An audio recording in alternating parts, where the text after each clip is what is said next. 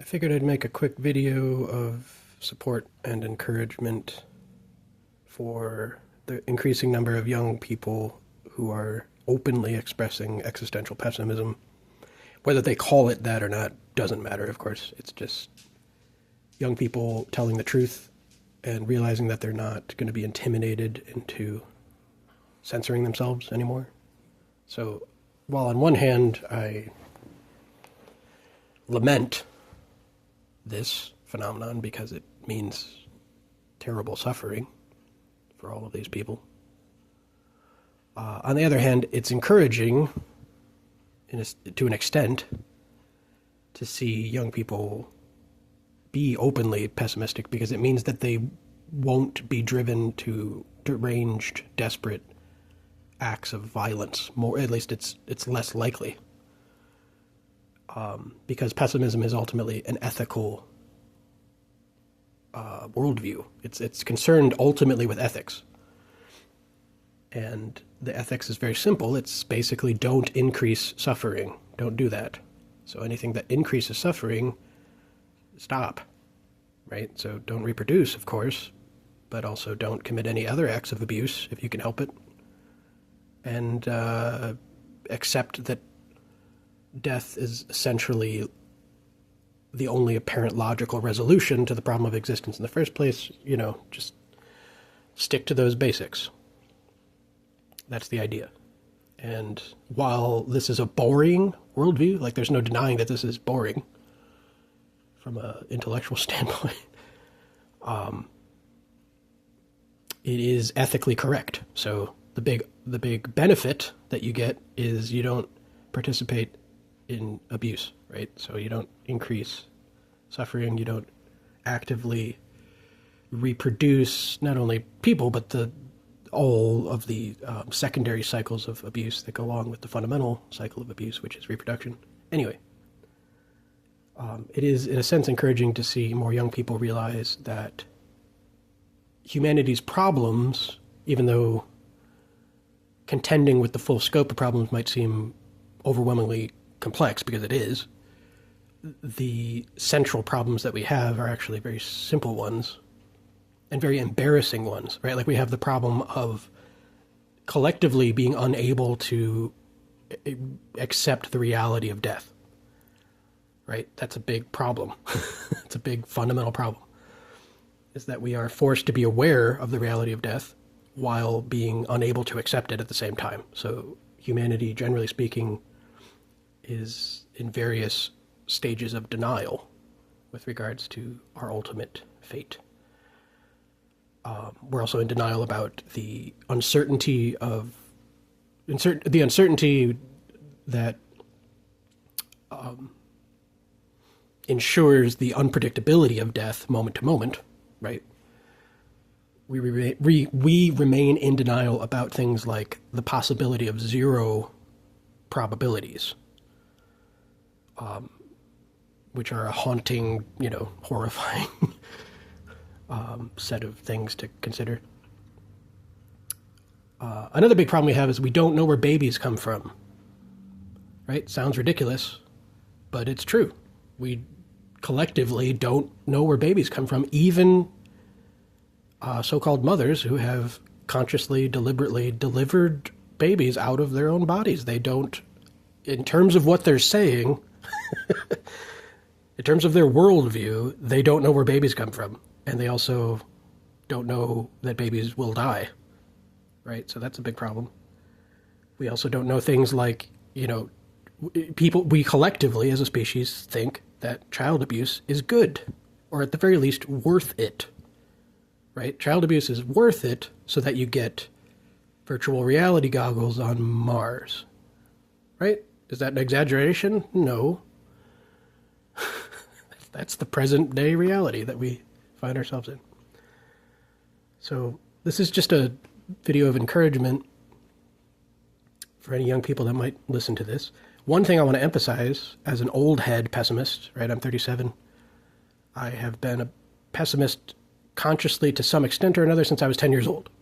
And I've explored all of the ways that I could think of to wrestle with this. And like young people today, I too inevitably have concluded that I'm I'm just an existential pessimist, and there's no reason to deny that. But young people increasingly are going to be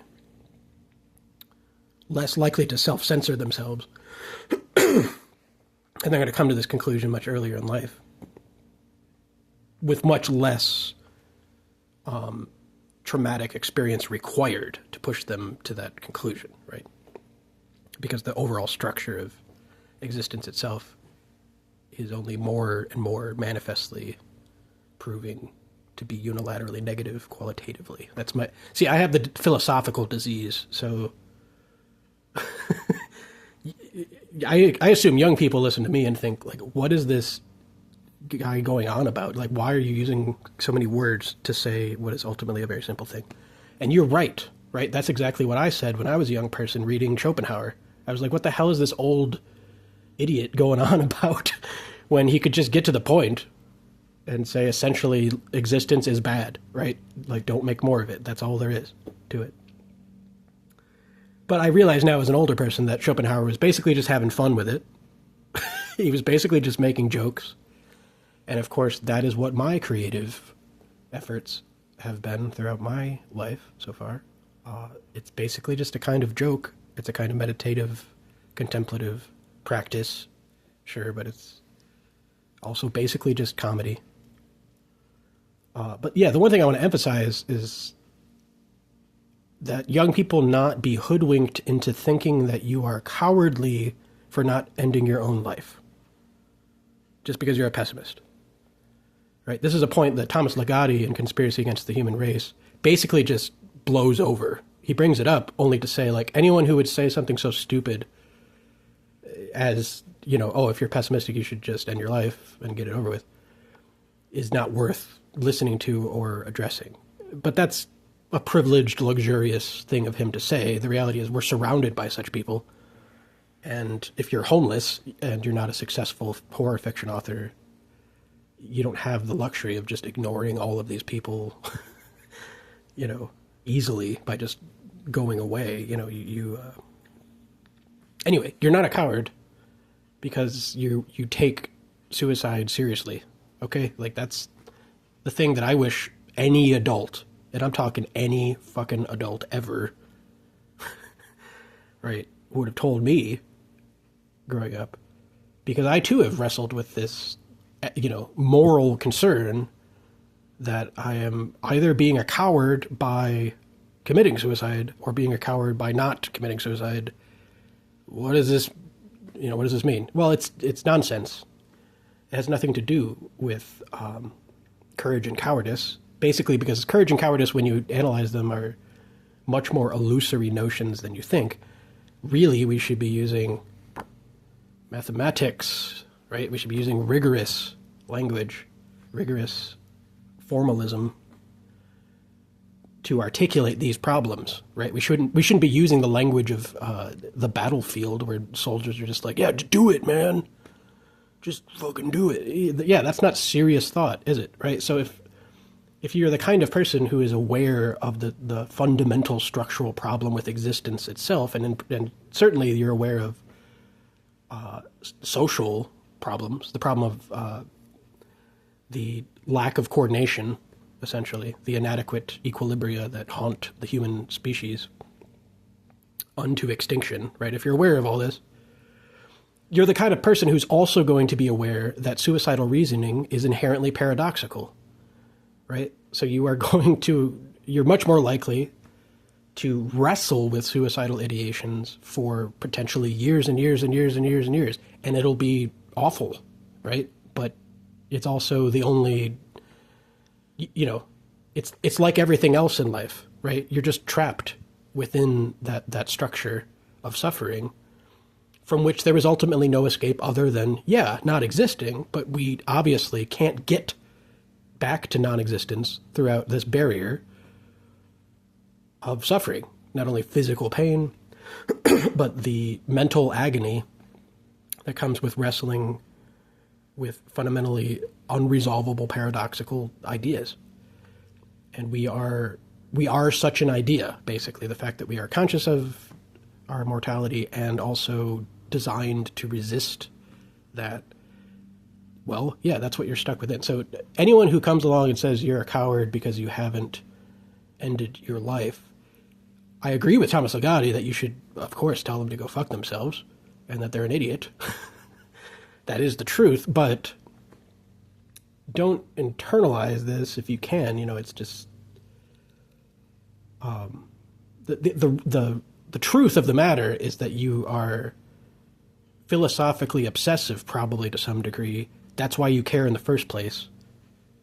That's why you can't let it go, basically, that people knowingly abuse children and then justify it through elaborate means that make no sense. Like, you can't just accept that, of course. Well, it's the same thing, accepting suicide. A great book that's on suicide is a book that's called On Suicide. It's by Jean Amery. He was a Holocaust survivor who committed suicide. He was a brilliant author. His writing is, to me, very intense and brilliant in its execution, and he expresses openly with bitterness all of his, he's a very emotionally honest author, like all great authors, of course, at some level. But he also has technique. And if you're considering the reality of suicide, if you're taking this seriously, you should read this book. Why? Because it's a serious conversation. This book will not, the point of this book is not to convince you or anyone else to end their life.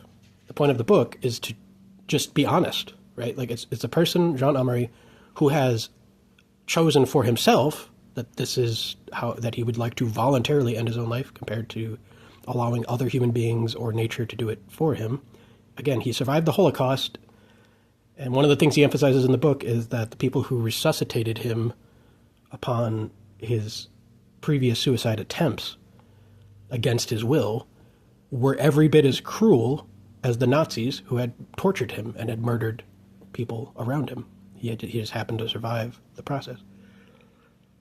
It's an incredibly illuminating book, and of course, the book that everyone refers every young person to who's interested in the philosophy of suicide is The Myth of Sisyphus by Albert Camus, which to me is a useless book.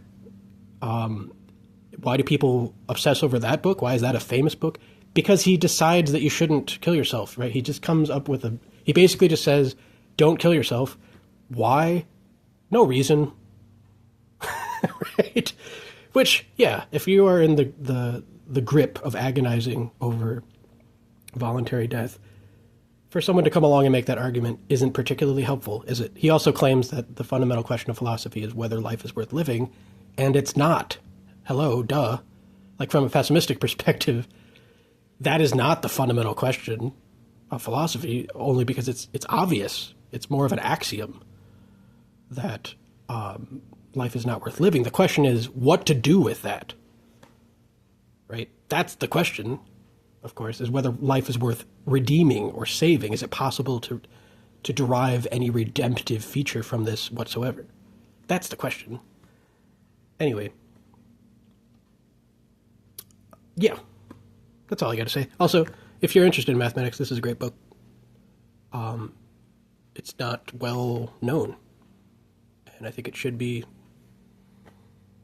If you're considering suicide and want to take it seriously, if you read Jean Amery's On Suicide and you read this book and think of the logical implications of Jean Amery's arguments, or just thoughts, he's just sharing his own musings. If you try to add rigor to those musings with actual mathematical formalism, I think that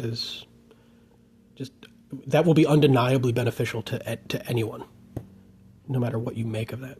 So these are just things, I wished my whole life that there was an adult who would say the kinds of things that I'm saying to me when I was younger, and there wasn't a single person.